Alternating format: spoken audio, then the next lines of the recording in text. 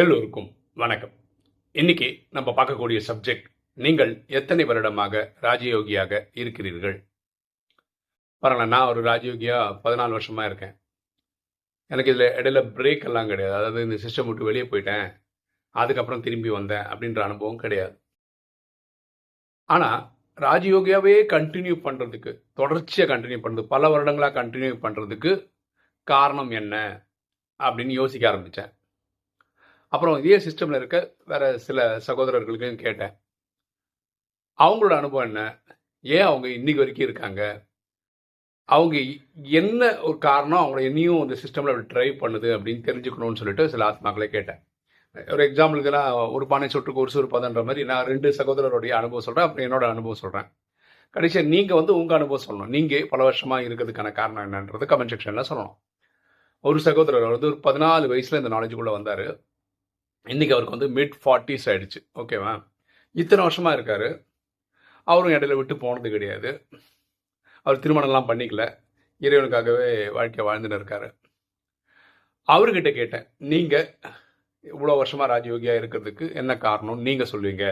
எனக்கு என்ன காரணம் சொல்லக்கூடாதுன்னா, நான் அமிர்த வேலை பண்ணுறேன், வாணி படிக்கிறேன், ஸ்ரீமத் ஃபாலோ பண்ண சேவை பண்ணுறது, நானும் கண்டினியூஸாக பண்ணுறதுனால இருக்கேன், இது பதிலாக வரக்கூடாது, வேறு ஏதாவது ஒன்று பதிலாக சொல்லணும் அப்படின்னு சொன்னேன். அப்போ அவர் சொல்கிறாரு, நான் ஒரு சீக்கர், அதாவது நான் தேடுறவன். நான் நான் யாருன்னு தேடினதுனால தான் எனக்கு 14 வயசுலேயே இந்த நாலேஜ் கிடைச்சிது. இன்னைக்கு வரைக்கும் நான் நிறைய விஷயங்களை தேடுறேன், அதுக்கான பதில் வாணியில் வந்துட்டுருக்கு. அது எனக்கு ஒரு அலாதியான திருப்தியை கொடுக்குது. ஆத்மாவில் மனசு இருக்குது, புத்தி இருக்குது, சன்ஸ்கார் இருக்குன்னு பரமாத்மா சொல்கிறாரு. மனசோட ரோல் என்ன, புத்தியோட ரோல் என்ன, சன்ஸ்காரோட ரோல் என்ன, இதை பற்றியெல்லாம் நான் அதிகமாக தேடிக்கிட்டே இருப்பேன்.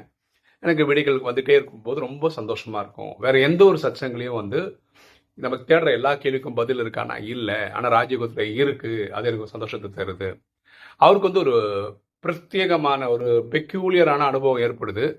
இது நிறைய வாட்டி என்கிட்ட சொல்லியிருக்காரு. அதாவது என்னென்ன, ஏதோ ஒரு விஷயம் அதை எப்படி ஹேண்டில் பண்ணணும் அப்படின்னு இருக்குல்ல, உடனே அவருக்கு ஒரு பாயிண்ட் ஆச்சோம், இப்படி பண்ணி பார்க்கலாம் அப்படின்னு சொல்லிட்டு உடனே அப்படி ப்ராக்டிஸ் பண்ணுவார். அதாவது இது வானியில் படித்ததுனால பண்ணலை, இறைவன் கனெக்ஷனில் போய் கேட்டதுனால அவர் பண்ணலை, இவருக்கு இப்படி பண்ணணும்னு தோணுது, அப்படி பண்ணுறாரு.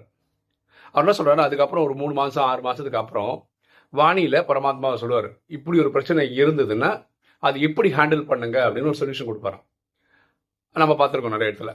அப்போ தான் அவருக்கு தெரியும், ஒரு 6 மாதத்துக்கு முன்னாடியே அவர் ஒரு ஐடியாவை ட்ரை பண்ணுறது, அதுவும் பரமாத்மா சொல்கிறது மேட்ச் ஆகும்ன்றார். அது எனக்கு அதிசயமாக இருக்குது. நம்ம பாபா கேட்டு அதுக்கப்புறம் பண்ணதா இருந்தால் பரவாயில்ல, சில விஷயங்கள் நானாகவே இப்படி பண்ணி பார்க்கலாம் ட்ரை பண்ணுறதும் பரமாத்மா வாணியில் ஃபைனல் சொல்யூஷனாக சொல்கிறதும் 2 மேட்ச் ஆகும்போது எனக்கு ஒரு அலாதியான சந்தோஷம் வருது. இந்த மாதிரி நிறைய அனுபவங்கள் எனக்கு அது மாதிரி நடந்திருக்கு அப்படின்னு சொல்கிறார்.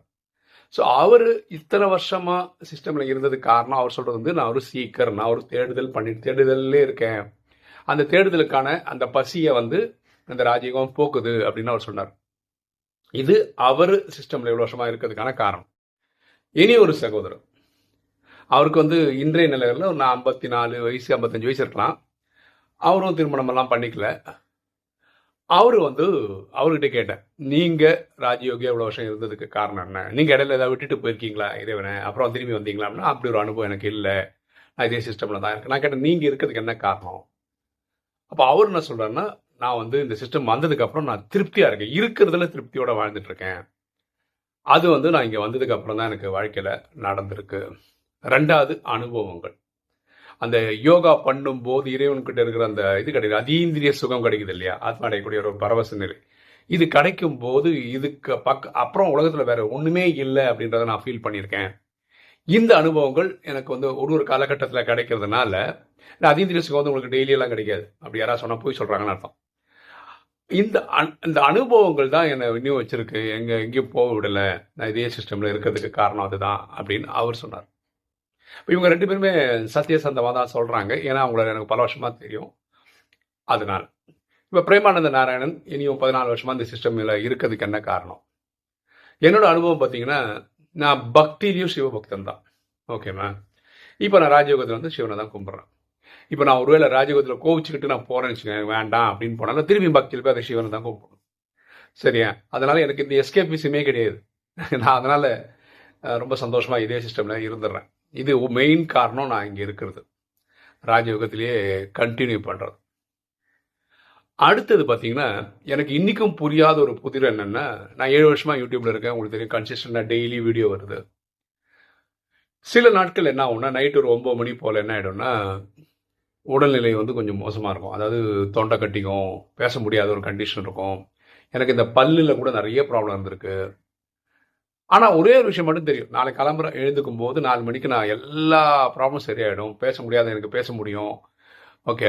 என்னால வீடியோ போட முடியும்னு நினைப்பேன். கரெக்ட்டா 4 மணிக்கு எழுந்து எங்கேருந்து தான் எனர்ஜி வருமோ தெரியும். எங்கேருந்து தான் அந்த பிரச்சனைகள்லாம் தானா போயிட்டுருக்கும். எழுந்துப்போம், வீடியோ போட்டுருவோம்.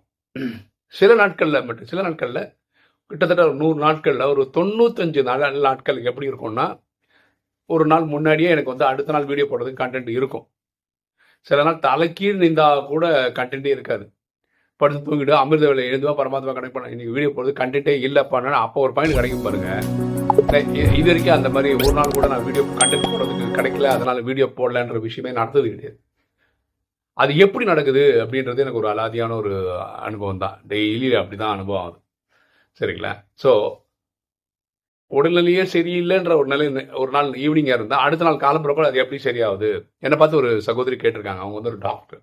உங்களுக்கு உடல்நிலை சரியில்லாமல் போகாதா அப்படிலாம் கேட்டிருக்காங்க. உங்களுக்கு கோல்டு வராதா, ஃபீவர் வராதெல்லாம் கேட்டிருக்காங்க. நான் அது மாதிரி சிந்திச்சதே கிடையாது. இப்போ எனக்கு பார்த்தீங்கன்னா, நான் வீடியோ போடாமல் இருந்தது வந்து ஒரு ஒரு கேஸ்னால ஒரு மாதம் போட முடியாமல் இருந்தது. அது யூடியூபே நிறுத்தி வச்சதுனால. அதுக்கப்புறம் நான் ஹார்ட் அட்டாக் வந்து ஹாஸ்பிட்டலில் இருக்கும்போதும் உண்மையாக சொல்லணும்னா எனக்கு வந்து வீடியோ போட்டிருக்க முடியும் என்கிட்ட மொபைல் ஃபோன் இருந்தால். என் ஒய்ஃப் அந்த மொபைல் ஃபோன் வாங்கி வச்சுக்கிட்டதுனாலையும், ரெண்டாவது வந்து ஹாஸ்பிட்டல் மாதிரி அதுவும் பெட்டில் படுத்துட்டு இருக்கும்போது அந்த வீடியோட குவாலிட்டி அந்த லட்சத்தில் இருக்கும்னு தெரியாது. நான் போட்டிருக்க முடியும். ஓகேவா? கண்டினியூஸாக போட முடிஞ்சிருக்கு வாழ்க்கை ஃபுல்லாக. இது வந்து ஒரு பெரிய பிளெஸ்ஸிங்காக நினைக்கிறேன். அடுத்த ஒரு பெரிய ஆச்சரியமான விஷயம் என்னென்னா, இந்த 14 வருஷத்தில் எனக்கு பொருளாதாரத்தில் பார்த்தீங்கன்னா பெருசாக காசு என்கிட்ட இல்லவே இல்லை. ஆனாலும் என்னோட எல்லா செலவுகளும் தானாக நடந்துக்கிட்டே போகுது. இது என்ன மேஜிக்னே எனக்கு தெரியல. கடந்த ஒரு 5-6 வருஷமாக எனக்கு கடனே கிடையாது. அதாவது நான் யாருக்கிட்டையும் வந்து கடன் வாங்கி குடும்பம் ஓட்டினதே கிடையாது. வாங்கி ஒருத்தனுக்கு கொடுக்கணுன்ற மாதிரி கண்டிஷனாக வாங்குவோம். இல்லைன்னா இல்லை என்கிட்ட அப்படி தான் வாழ்வினே தவிர கடன் வாங்க மாட்டேன். எப்படியோ எனக்கு உதவிகள் வருது எங்கெங்கதோ. அதே மாதிரி ஒரு தனிநபருக்கு ஃபோன் பண்ணி எனக்கு அப்படி பண்ணுங்க இப்படி பண்ணுங்கன்னு பொதுவாக நான் கேட்கறது கிடையாது. கேட்குறேன், இறைவனை கேட்பேன், அது ஆட்டோமேட்டிக்காக டச் ஆகும், நடக்கும்.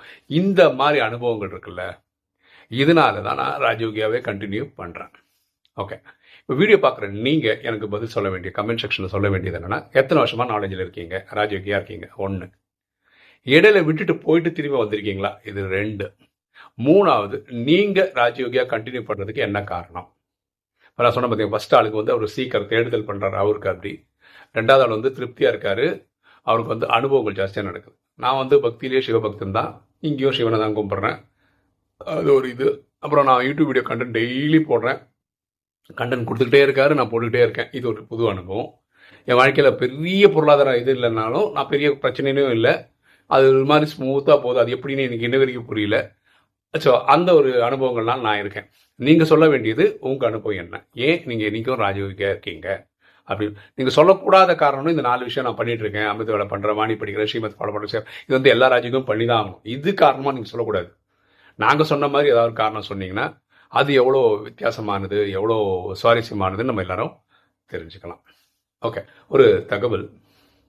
எங்கள் அப்பா அவர் வந்து நிறைய படிப்பார். ஓகேவா? எங்கள் வீட்டில் பார்த்தீங்கன்னா ஷெல்ஃபாக அவர் படித்த புக்ஸ் எல்லாம் இருக்குது. அவர் வந்து தமிழ்லேயும் நிறைய புக்ஸ் இருக்குது, மலையாளத்துலையும் இருக்குது. இப்போ என் தம்பி ஒருத்தன் கேரளாவில், அவர் எனக்கு அண்ணன். அவர் என்ன சொன்னார்னா, அவன் வந்து அவங்க அப்பா இறந்த போது அவரோட கலெக்ஷன்லாம் வந்து ஒரு ஸ்கூலில் வந்து ப்ரெசென்ட் பண்ணிட்டாரான்.